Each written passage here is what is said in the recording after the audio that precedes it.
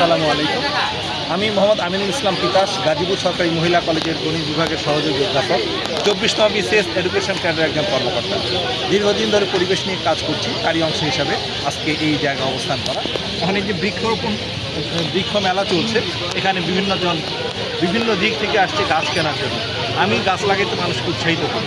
আমাদের চারপাশে যে পরিবেশের বিপর্যয় বিভিন্নভাবে, সেটা ঠেকানোর জন্য গাছ একটা অন্যতম অস্ত্র হিসেবে কাজ করতে পারে। আমাদের যে বিশ্ব উষ্ণায়ন, এটার জন্য কিন্তু গাছ একটা অন্যতম আমাদের নিয়ামক হতে পারে সেটা থেকে রক্ষা পাওয়ার জন্য। তো তারই অংশ হিসাবে আমি সবার সামনে ওই গাছের প্রয়োজনীয়তা তুলে ধরছি, যে গাছ ছাড়া জীবন অসম্ভব। আমি এই পাশে দেখিয়েছি যে গাছ আছে বলে পরিবেশটা এত সুন্দর, আর গাছ নেই বলে পরিবেশটা এরকম। গাছ ছাড়া এক কথায় গাছ ছাড়া জীবন অসম্ভব।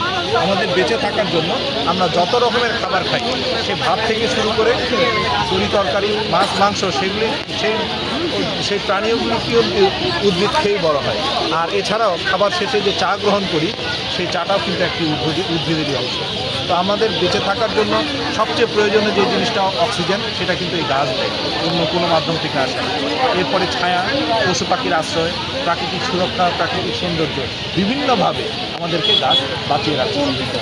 এটারই আমি এই কারণে গাছের প্রয়োজনীয়তাটা এবং গুরুত্বটা তুলে ধরে আমি এখানে মোট 8 রকমের পোস্টার আছে, আটভাবে আট পাশে এখানে তুলে ধরা, যে আমরা প্রত্যেকে যেখানে পারি না কেন যতটুকু সম্ভব আমরা গাছ লাগানোর চেষ্টা করব।